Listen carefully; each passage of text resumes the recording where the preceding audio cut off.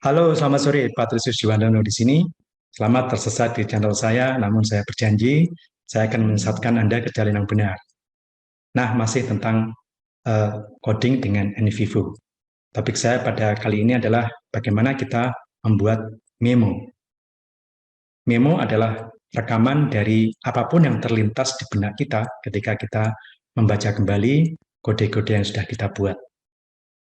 Memo akan sangat membantu ketika kita harus membahas hasil pengkodean yang sudah kita buat.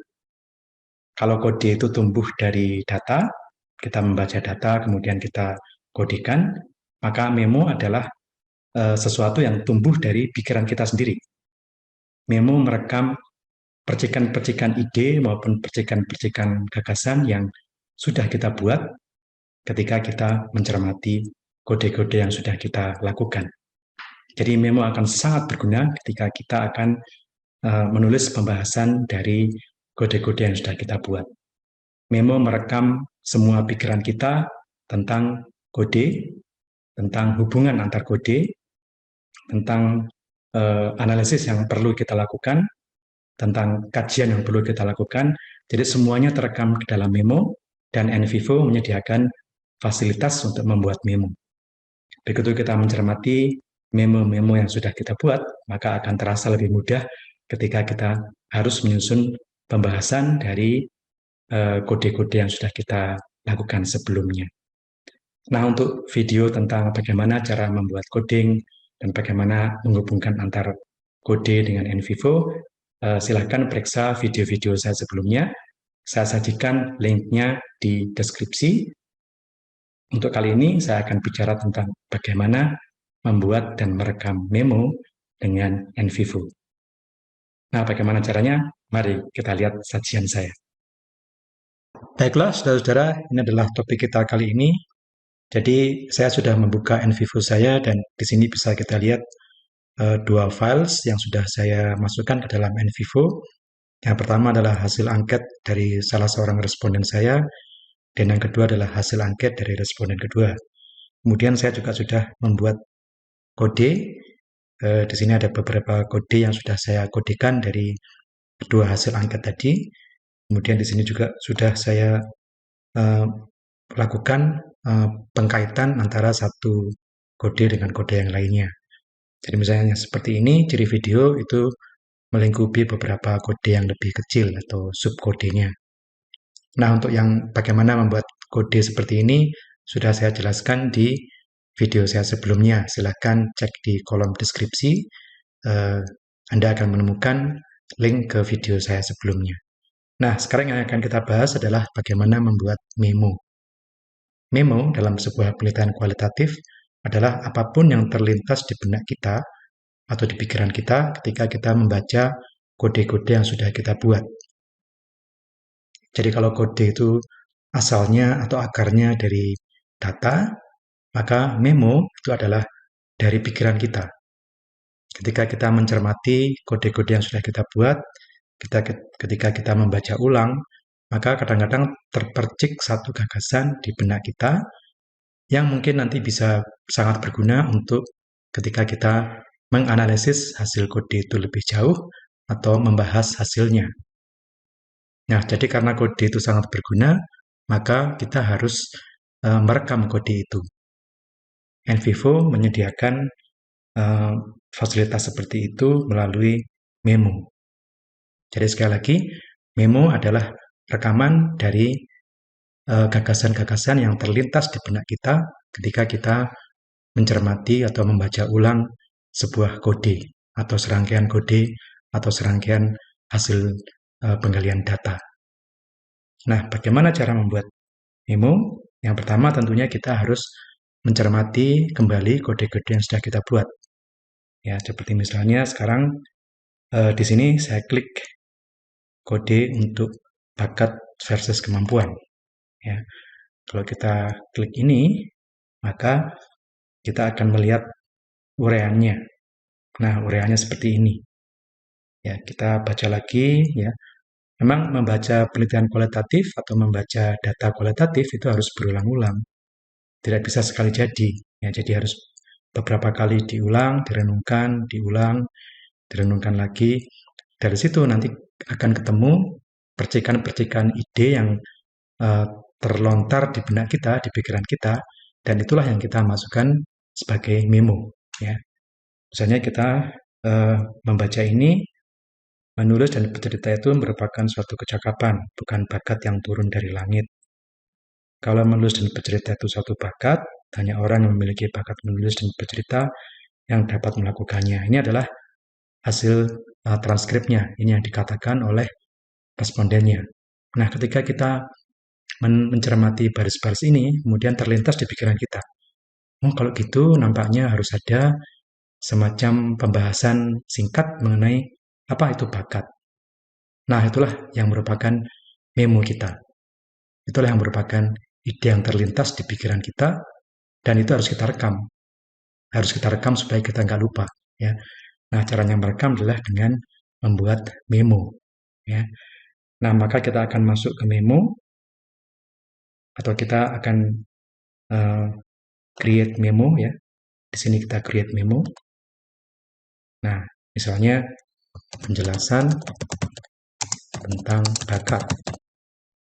Kita bisa membuat namanya seperti itu. Kita klik OK. Nah, satu memo sudah tercatat. Ya, penjelasan tentang bakat. Ini bisa kita hilangkan saja. Kemudian kita masuk ke kode-kode berikutnya. Misalnya, katakanlah tatap muka. Kita lihat kodenya seperti apa. Nah, di sini sudah ada rangkaian data yang sudah kita kodekan sebagai tatap muka. Dalam PTM dapat dilengkapi dengan penjelasan tentang dan lain sebagainya ya. Kemudian kita akan sekali lagi merenungkan isi dari kode ini. Kemudian kita misalnya kita menemukan ketika kita sampai pada kata variasi, nah sesuatu terpercik lagi di benak kita. Misalnya variasi itu merupakan ciri cerita yang baik misalnya. Jadi harus ada variabel atau ada penjelasan tentang variasi cerita atau variasi tokoh atau variasi karakter ya. Oke, kita bikin memonya lagi. Kita create memo, variasi. Nah, variasi misalnya variasi tokoh.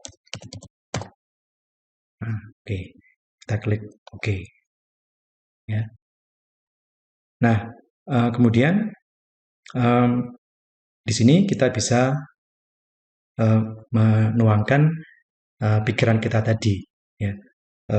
Pastikan bahwa kolom edit atau bagian edit di sini dicentang ya, supaya kita bisa mengeditnya. Kita misalnya kita mulai menuliskan apa yang kita pikirkan tentang variasi tokoh. Misalnya variasi tokoh itu penting. Kita bahkan bisa memasukkan referensi yang akan kita acu ketika kita membahas tentang variasi tokoh ini. Periksa artikel misalnya oleh Simmons tahun 2017 misalnya. Nah, memo kita sudah jadi ya. Sorry, ini ada yang salah ketik. Variasi tokoh itu penting ya. Jadi kita sudah membuat memo seperti ini ya. Kemudian akan kita lanjutkan lagi misalnya dengan ciri video ya. Ciri video itu seperti apa, akan kita lihat lagi kodenya. Kita lihat lagi, kita baca-baca lagi. Mungkin kita bisa, ketika kita membaca, ada lagi percikan ide yang bisa kita rekam di dalam memo. Misalnya durasi. Nah, ini durasi penting juga nih rasanya ya. Jadi kita bikin memo lagi. Kita bikin memo, create memo. Misalnya mengenai durasi video. Oke. Kita klik OK. Akan masuk pada kolom untuk memo tadi. Pastikan edit sudah tercentang. Kemudian kita mulai merekam pikiran kita tadi atau ide kita tadi tentang durasi video. Ya, durasi merupakan aspek penting dalam video. Periksa buku misalnya oleh Barry tahun 2011 dan sebagainya. Kita bisa mengetikkan lebih banyak lagi, ya terserah kepada Anda seberapa banyak gagasan yang terlintas di pikiran Anda ketika membaca kode tadi. Itulah yang kita rekam ke dalam memo. Ya. Nah, kalau sudah, maka kita akan mempunyai sekumpulan memo, ya kan? Kita klik di sini memo untuk melihat memo-memo yang sudah kita buat. Nah, di sini ada kumpulan memo yang sudah kita buat. Ya, misalnya ini durasi video, ini penjelasan tentang tokoh, penjelasan tentang bakat. Ya, kalau kita klik salah satunya, kalau kita ingin mengedit, tadi kan untuk penjelasan tentang bakat belum kita masukkan deskripsinya ya. Kita klik edit. Nah, di sini misalnya perlu pembahasan tentang bakat. Nah, bakat bisa dihubungkan dengan kemampuan sejak lahir dan sebagainya ya. Anda bisa merekam atau menuangkan apapun yang Anda pikirkan tentang bakat. Jadi sekali lagi memo adalah untuk merekam apapun yang terlintas di benak Anda ketika Anda membaca kode-kode yang sudah Anda buat. Sekali lagi akan sangat bermanfaat ketika Anda harus membahas temuan Anda, membahas kode-kode tadi, ya, sehingga memo bisa memperkaya atau memperdalam pembahasan Anda. Ya. Oke, jadi kita sudah punya 3 memo. Ya. Sekarang kita akan menghubungkan antara memo dengan bakatnya. Dengan kodenya, bukan dengan bakatnya ya. Dengan kodenya. Jadi misalnya durasi video. Ya kan? Kita masuk pada ini masih pada memo ya. Kemudian klik code panel. Nah, kalau kita masuk pada code panel, kita akan disajikan di sebelah kanan kode-kode yang sudah kita buat. Sekarang kita akan memasukkan memo itu kepada kode yang relevan, yang berkaitan. Jadi durasi video ini kita klik ya.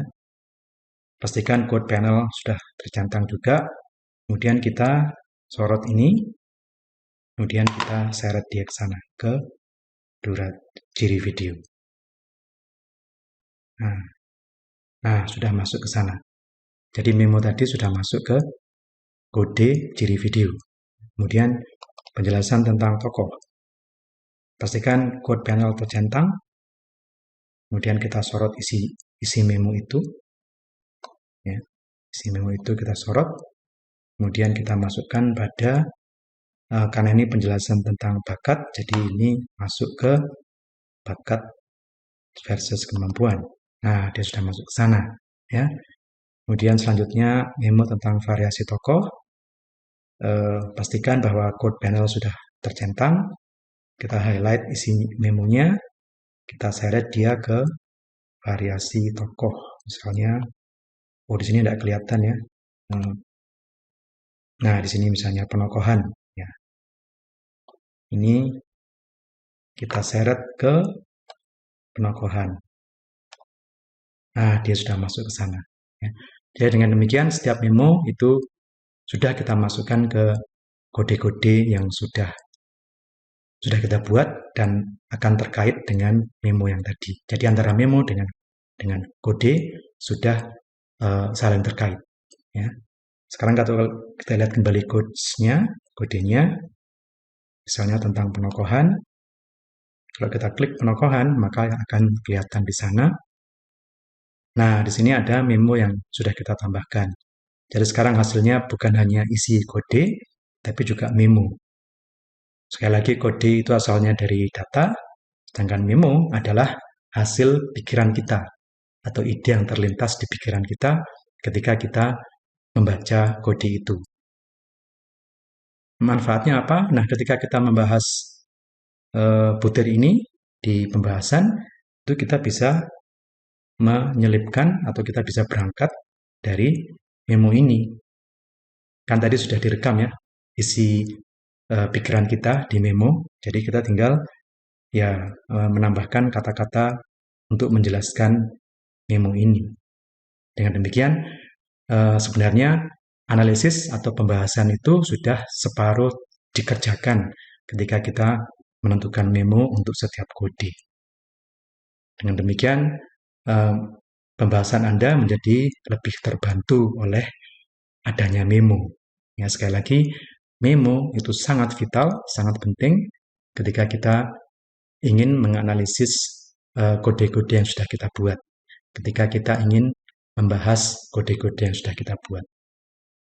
Jangan lupakan peran memo karena itu sangat penting dan saya baru saja menunjukkan bagaimana kita membuat memo di dalam NVivo. Sekian kiranya bermanfaat, sampai jumpa lagi di episode saya yang mendatang.